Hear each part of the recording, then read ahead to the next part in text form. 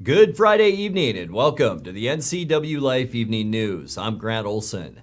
Before we get to what's making news, let's take a quick look outside that weather window on this first day of October. And happy October, everyone. What a beautiful day it was today. Lots of sunshine out there. Temperatures definitely warmer than we've seen the past couple days, and along with light winds, it just made for a beautiful afternoon. And as we make our way into the weekend, how about Saturday, Sunday, Monday, and even Tuesday? Yeah, it will be a little bit cloudier as we get into the first part of next week, but boy, enjoy this weekend with temperatures between 70 and 75 before we see a cool down by about midweek next week with partly to mostly cloudy skies and temperatures then falling back into the 60s. I'll have all your weather details coming up for you a little bit later on. And now a few of the stories we're following for you tonight. The Moses Lake Police Department says a police supervisor is looking into an incident Tuesday night in which an officer shot and killed a badly injured dog and then disposed of it in a field outside town. Ului Teulilo's spousal murder trial has been delayed while he appeals the Douglas County judge's decision on evidence. And the state auditor's office says the city of Brewster needs to do a better job stewarding federal loans and grant money. But first, our top story tonight. A Kennewick man must serve 30 months in prison for robbing a Wenatchee convenience store and then leading police on a high-speed chase last spring. 40-year-old William Jeremy Allenbaugh pleaded guilty Wednesday to 4 felonies, including first-degree theft, second-degree assault, and fleeing police. Back in April, he threatened a store clerk with a knife at the North Wenatchee Avenue Circle K and then fled with more than $5,000 in night deposit money. Police pursued his vehicle and were able to stop it near the summit of Stevens Pass. Allenbaugh has been in the Chelan County Jail since his arrest. The Moses Lake Police Department says a police supervisor is looking into an incident Tuesday night in which an officer shot and killed a badly injured dog and then disposed of it in a field outside town.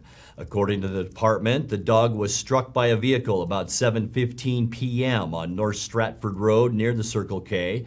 The responding officer determined the dog was severely injured and in pain, so he made the decision to euthanize it. He then disposed of the dog off Road 7, which the police department said is an area where deceased wildlife are often taken. The department said officers have the authority to euthanize a badly injured animal when there is no animal control officer on duty. But if it is a household pet, they're supposed to attempt to locate the owner and, if unsuccessful, take the animal to the Grant County Animal Outreach Shelter. The department said the owner of the dog was later located at a business near where the animal was found, and an animal control officer went to Road 7 to retrieve the dog the next day. Ului Teulilo, the Rock Island man accused of murdering his wife 3 years ago, will not go to trial as scheduled this month. The October 18th trial date was delayed this week while Teulilo appeals rulings made by Douglas County Judge Brian Huber. Douglas County Sheriff's deputies found his spouse, 68-year-old Peggy Teulilo, bludgeoned to death in their trailer home back in July of 2018. Back in August, Huber ruled that the deputies entered the home lawfully, but Teulilo wants the Court of Appeals to suppress evidence gathered during that entry. A new trial date may be set at a hearing in November. Ului Teulilo remains in the Okanagan County Jail. Well, the state auditor's office says the city of Brewster needs to do a better job of stewarding federal loans and grant money. The city used $3.5 million last year from a USDA grant to treat manganese in its drinking waters. The auditor says the city's written policies on handling those funds didn't comply with federal guidelines, and although no money was lost, it created a risk of violating federal standards. Brewster says it's now developing more comprehensive policies and procedures. Coming up next, in August of this year, the unemployment rate dropped to 4.3%. That's a 3.5 percentage points decline. Starting today, fire hazard designations in Chelan County's unincorporated areas expire, ending travel and activity restrictions and allowing people to burn yard waste outside the local urban growth areas. The State Department of Health Chief Ului Teulilo visited Wenatchee yesterday, and it was last call Thursday for Kelly Soltwich, the longtime Chief Civil Deputy for the Chelan County Sheriff's Office. I'm Grant Olson, and you're watching the NCWLIFE Evening News.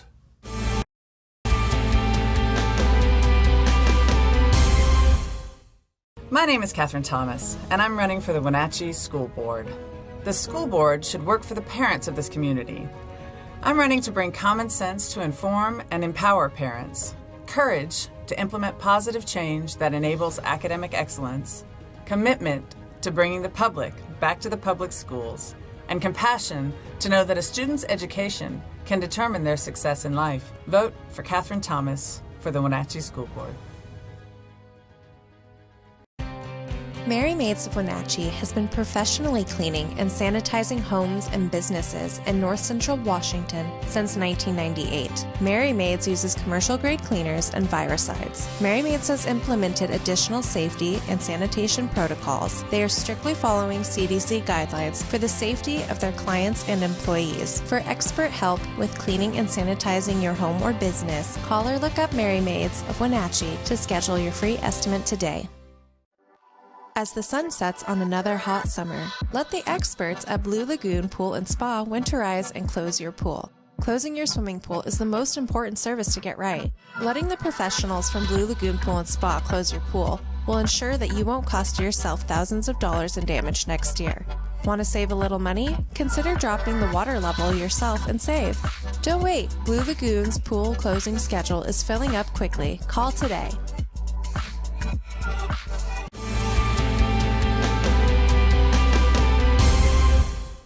Welcome back. In another news, in August of last year, COVID-19 related layoffs drove the Wenatchee Metropolitan Statistical Area unemployment upwards to 7.8%. But in August of 2021, that rate dropped to 4.3%, a 3 5/10 percentage points decline. Good local economic news. Not seasonally adjusted total non-farm employment across the Wenatchee MSA increased by 6.6% in August of 2021 as employment rose to 47,000 from the 44,100 jobs tallied in August of 2020. The downside to the report, the local economy is still not recovered all jobs lost since the onset of the COVID-19 pandemic. 2 years ago, in August of 2019, total non-farm employment in the two-county MSA provided 47,200 jobs. That's 200 more than this past August. Well, starting today, fire hazard designations in Chelan County's unincorporated areas expire. That ends travel and activity restrictions and allows people to burn yard waste in small piles outside local urban growth areas. However, Chelan County Fire Marshal Bob Plum cautions that the fire danger has not gone away. Much of the county, especially the Valley Zone, has not yet received a significant amount of rain to combat the dry conditions that still continue. While Chelan County Code calls for an imposed fire hazard designation to expire on October 1st, the U.S. Forest Service and Washington Department of Natural Resources will continue to post signage indicating fire danger levels are high on federal and state lands in Chelan County. Campfires are allowed in all areas of the Okanagan-Wenatchee National Forest that are normally open to campfires. Well, one day after visiting Grant County, Washington's Secretary of Health, Ului Teulilo, was in Wenatchee to talk with the founders of Wenatchee Cafe. That's the outreach agency that's helping the local Hispanic community arm itself against COVID-19. Teulilo met with co-founder Alma Chacon. The secretary was on a statewide junket to eastern Washington, including stops in Spokane and in Moses Lake. Well, it was last call Thursday for Kelly Soltwich, the longtime Chief Civil Deputy for the Douglas County Sheriff's Office. Soltwich retired from her post after more than 39 years managing evidence, serving civil documents, and court orders for the department. The Rivercom Dispatch Center gave her this send-off. DO 51 Rivercom, out of service.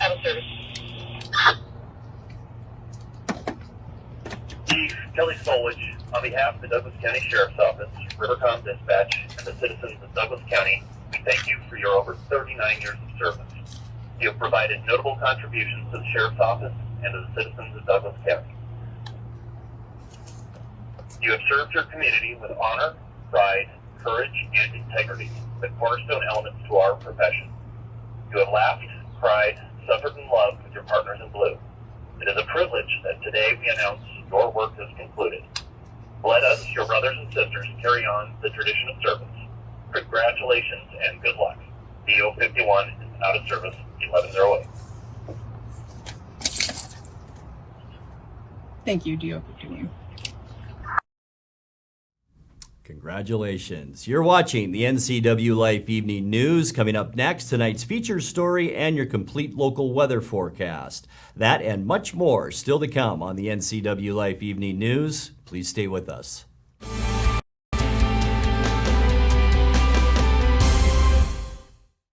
Somewhere behind these doors is a family member, often alone, taking care of a loved one with Alzheimer's or some other disability, or providing care for a loved one who is not ill but only aging and no longer able to care for themselves. In the field of caregiving, this is the home front. For the home is where most Americans will live out their last days. Contact Aging and Adult Care of Central Washington for a variety of services including caregiving, meals, and medication help. I'm Dr. Wayne Latimer. I'm a chiropractic physician. I have postgraduate certifications in both whiplash, trauma and rehab, as well as sports medicine. The location is great. The light and the visibility, the 17-foot ceilings are fantastic. You can go into a lot of clinics, and it's very clinical. People really like the spa environment, so my whole premise was take a spa environment, add the very serious rehab, and give people an enjoyable way to get better over time. 911, what is the address of your emergency? Yes, it's me. It's my husband. I think there's something the matter with him. It was a feeling that I'll never forget, like being able to meet them and know that he survived. Okay, tell me what's happening. Is he conscious? No, he's not. He's not. Okay, take a deep breath for me. I'm getting you help. Rivercom means to me that I still have my husband here with me. They're the ones that guided me through saving his life.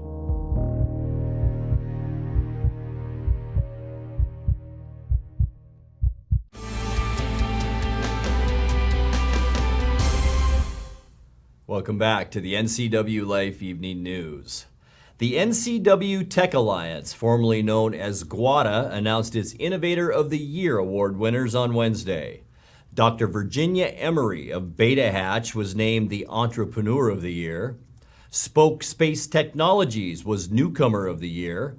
Mario A. Godoy Gonzalez was STEM Champion of the Year. 7 Wenatchee Valley College students also won STEM College Student Innovator of the Year honors. And Peter Kyle of Cascade Christian Academy was named Future Technology Leader of the Year. In tonight's feature story, here are some of the video highlights prepared for Newcomer of the Year, Moses Lake-based Spoke Space Technologies, and Kashmir-based Entrepreneur of the Year winner, Beta Hatch. I'm Andy Lapsa, founder of Stoke Space Technologies. We're building low-cost, on-demand access to and from orbit through 100% reusable rockets designed to fly daily. Traditional satellites are billion-dollar assets. They're huge. That's the way it's been for decades. When a satellite costs $1 billion and a launch costs 100 or 150 million, it actually doesn't really matter. There's not much price elasticity there because all you care about is getting your massive asset to orbit. Today, where before a satellite cost $1 billion, now you can make one for a couple $100,000. And all of a sudden, the launch cost is the primary barrier. So you have this massive swing that's happened in the industry, and the launch infrastructure has yet to catch up. You can only get to that point with 100% reusable rockets that turn around with a very high cadence, so much more like the way we operate aircraft compared to the way we operate rockets today. And so that's where we're unique. Our technology that we're using to solve that problem, which has not been solved yet by our industry, is unique and different.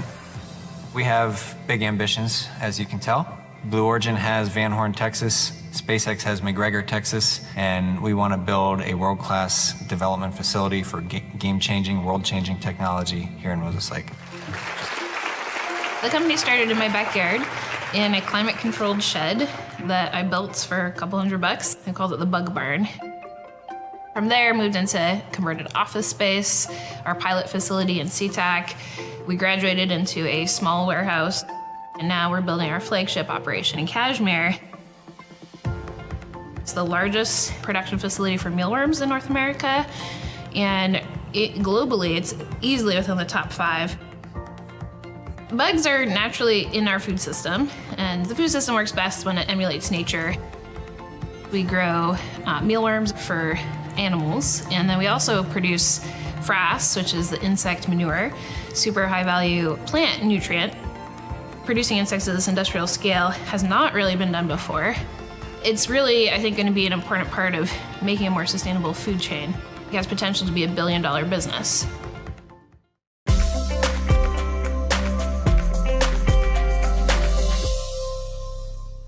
All right, let's take a look at your North Central Washington weather forecast as we get ready for the weekend. Our first weekend in October, and a happy October 1st today. And it was a gorgeous way to usher in the month, wasn't it? What a shot. Looking down from Wenatchee Heights, our cross camera at the beautiful Wenatchee Valley and the Columbia River, calm as can be today with virtually no wind at all, and all of that beautiful blue sky that we saw today. And temperature-wise, it was gorgeous today, unofficially 68 degrees. That's just a couple of degrees below where we should be at 70. Also a couple of degrees below our normal low temperature this morning at 45. 47 is where we should be. 87, our record high. That was set back in 1992. 35, our record low, and that was in 1983. Sunrise straight up 7 o'clock this morning, and the sun will set tonight, Football Friday night, at 6:39. Let's take a look at what we can expect as we get you into your Saturday. And boy, I'll tell you, I hope you have outdoor activities planned this weekend because both days are going to be gorgeous. Upper 60s in Moses Lake and Ephrata, probably around 70 in both Quincy and Wenatchee, 69 for Kashmir, 68 in Leavenworth, and a beautiful day to be in Lake Chelan tomorrow. Virtually no wind with a high temperature of 68 degrees. Tonight you will see increasing clouds. Mainly this large area of low pressure will begin to pull up into British Columbia, and that could throw some clouds down our way, even though I think most of that will stay in western Washington. We'll continue to enjoy those light breezes out there, and isn't that nice too? Partly cloudy for your Saturday then. Going to be a nice one. Warmer too, with high temperatures around 70 degrees on Saturday. And as we get you into Sunday, even warmer than that. Mostly sunny skies and calm. We should see highs on Sunday probably in the mid 70s or so, maybe a few warmer spots than that. Still high pressure in control of our weather, and boy, it's a big ridge up and over us right now. Monday, that's where we see a few more clouds roll in. Here's our flow now coming down from the northwest, so that will cool us off as we get later into the week next week. But Monday and Tuesday, enjoy both days, especially Tuesday with highs in the low to mid 70s. High pressure once again bringing that strong northwesterly flow into Washington. So by the time we get to Wednesday, partly cloudy skies, but we will begin a slow cool off. We'll see high on Wednesday in the mid to upper 60s. We will stay with that north to northwesterly flow on Thursday. Still partly cloudy skies and even a little bit cooler, I think, for Thursday, with high temperatures primarily in the mid-60s. Let's take a look at your 7-day forecast now. 46 tonight, 70 tomorrow as we kick off the weekend, 74 on Sunday. Nice for Monday and Tuesday, and then a little bit cooler as we get you to Wednesday and Thursday. And that's a look at your local weather forecast. Coming up next, tonight's sports report with Eric Granstrom and more as the NCWLIFE Evening News continues right after this.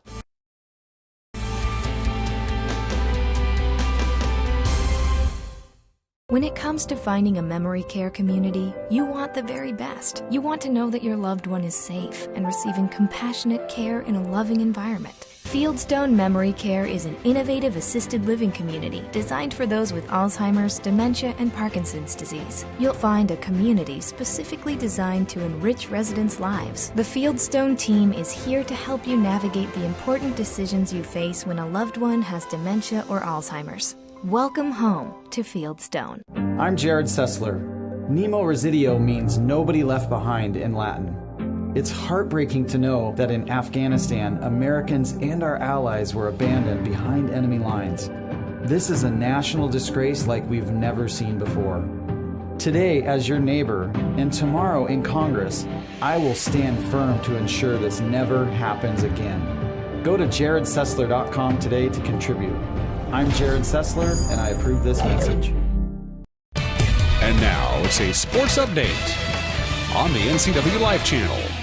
And a happy finally Friday to you. Mariner fans are bracing for an intense weekend of baseball. Seattle wraps up the regular season with a chance to make the playoffs. They'll host the Angels for the first of 3 games tonight at T-Mobile Park, needing to win at least 2 games to have any shot at making a tiebreaker next week. Marco Gonzalez will get the start tonight against Los Angeles' Jose Suarez. First pitch at 7:10. Of course, Seattle fans are sending roses to Baltimore today after the Orioles knocked off Boston last night 6-2. That puts the Mariners in a tie for the second wildcard spot with the Red Sox heading into the weekend. New York also beat Toronto 6-2 to go up 2 games for the first wildcard playoff spot. Tampa and, make that the Yankees face Tampa Bay while Boston plays Washington. Toronto takes on Baltimore over the weekend. Now, if the Mariners go 3-0, while New York, Boston, and Toronto all go 2-1, Seattle would earn the second wildcard playoff spot and play at New York at a 1-game playoff on Tuesday. If everybody goes 2-1 over the weekend, Seattle would play a tiebreaker at Boston Monday night, with the winner playing at New York on Tuesday. There are other scenarios, as you see here, but the bottom line is that Seattle must win at least 2 and have Boston lose at least 1 in order for the Mariners to play past Sunday. Well, let's run down the Les Schwab Prep Volleyball scoreboard from last night. Wenatchee defended its home court by sweeping 3 sets from Moses Lake, 25-14, 19, and 16. Ephrata won on the road at Prosser in 3. Cascade edged Quincy 3-2. Patera stopped Cascade Christian 3-1, and Okanagan swept Lake Roosevelt. Now, taking a look at tomorrow, Elmira Cooley Heartline, Bridgeport, Clarkston, Cle Elum Roslyn, Entiat, Manson, Waterville, Mansfield, all in Ephrata for their tournament. That starts tomorrow morning at 8 o'clock. Also on the schedule tomorrow, Cascade travels to Natchez Valley, while Kashmir plays at East Valley of Yakima at 10 in the morning. Eastmont visits Sela at 1. Brewster will host Lake Roosevelt at 6:30. Wenatchee was supposed to host Eisenhower tomorrow afternoon, but the cadets have developed COVID in their program, so that ain't happening. On the Les Schwab Prep soccer scoreboard, we're talking girls soccer here from last night. Othello edged Ephrata 2-1. Kashmir clocked Omak 9-0. Cascade got by Quincy 3-2. Wenatchee JV beat Patera 6-0. Lake Roosevelt shut out Bridgeport 2-0. And Okanagan topped Tonasket 9-0. Busy schedule for tomorrow starts at 11 o'clock with Cascade hosting Liberty Bell. Omak's at Manson. Ephrata hosts East Valley at noon. Eastmont plays at West Valley at 1. That's the same start time for Wenatchee at Moses Lake. Quincy at Davenport, and Okanagan against Northwest Christian. Well, we'll have high school football live tonight here on the NCWLIFE channel as Wenatchee hosts Sunnyside. Our pregame starts at 6:30. Grant and I will be there for that. Wenatchee coach Scott Devereaux was pleased with the play of his son/quarterback in his first ever start last week. I thought he handled the moment pretty well. He was a running back the week before. And he had been getting quarterback snaps, but then we had running back issues, so we moved him there for Mountain View. And I had to be talked into that change by my assistant coaches. When we had our Sunday meeting, it was basically a 6-1 vote, and so I lost. And so I told Jake when I got home, hey, you're going to get quarterbacks reps this week. But I thought, okay, I'm starting a sophomore in the rivalry game, his first game ever at quarterback. What the heck am I doing? Panthers will be without several key starters on offense tonight. The pressure, however, could be on the Wenatchee defense as the Grizzlies feature a passing game that's accumulated over 1,000 yards in its first 4 games. He's got some really fast guys to throw to, and they've kind of had those guys the last few years now. Now it's just a new group. He doesn't have to read anything. It's a lot of 1-step, 2-step, throw the slant, throw the deep ball. A lot of deep balls are completed. He's not reading much, he's not taking 3-step, 5-step drops, reading safeties, anything like that. They put the fast guy outside, and when they get the coverage they want, they throw it. I think he has 5 of the 11 touchdowns are deep balls, and 3 or 4 on 1st and 10 from their own side of the field. So when they get the shot, they're taking it. And, we got a plan to kind of slow that down. Offensively, they're very similar to what they've always been. Wenatchee dropped the bridge of sportsmanship to Eastmont last Friday, 28-3, and two-way starter Rivers Cook says they're trying to learn from that and move on. Well, we learned that we need to work harder and play better. Eastmont played a really good game, and they outplayed us. well, we learned that we got to just get back on track and look forward to next week.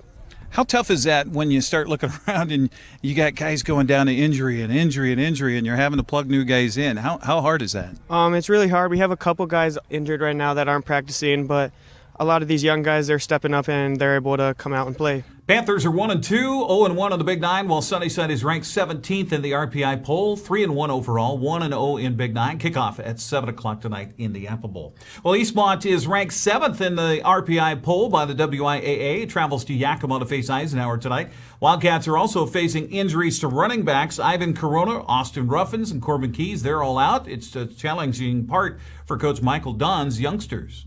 You know, we got a lot of young guys that are having to step up going into the year. You take Graydon Schneider, was not pegged as a starter. He started every game since the first one because of an injury. You take Colby King is now, you know, going to go into his second start of the year because of injuries or COVID stuff or whatever it is.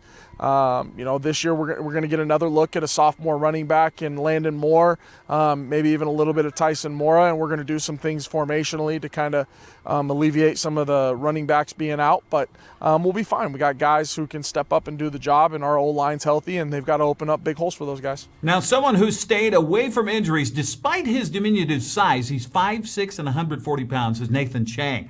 The linebacker says he loves going against bigger guys. I don't know. I'm not really afraid of anybody. Like, I'll just go and hit you. And if I get knocked back, I'm the smaller guy. Who cares, you know? But if I knock you back, that makes a big difference.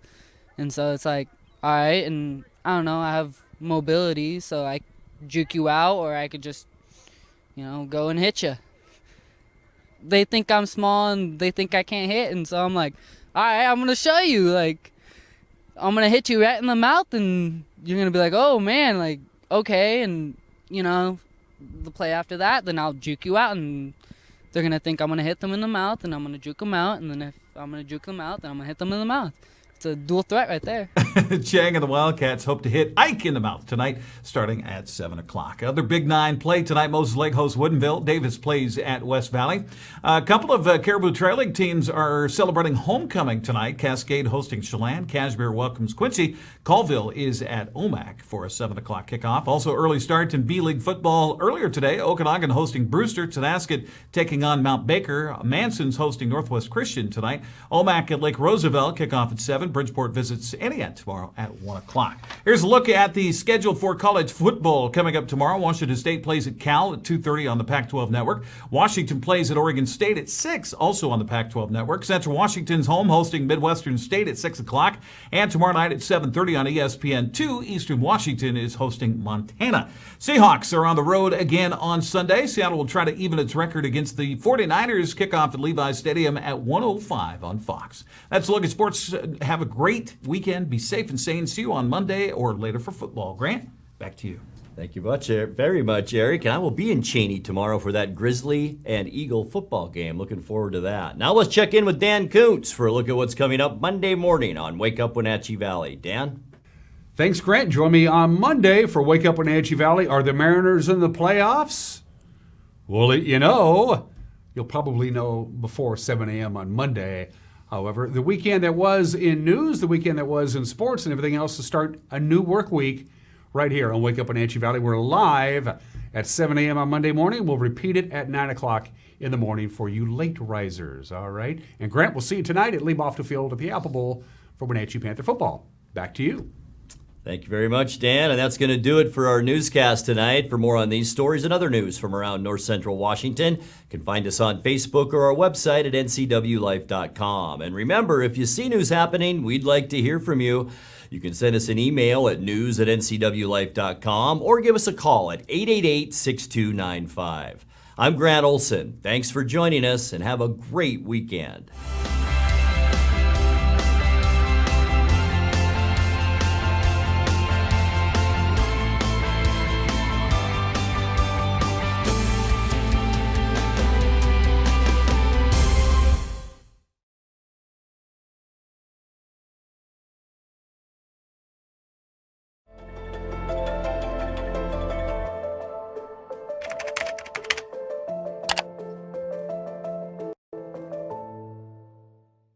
Are you wanting high-speed internet but don't have access to PUD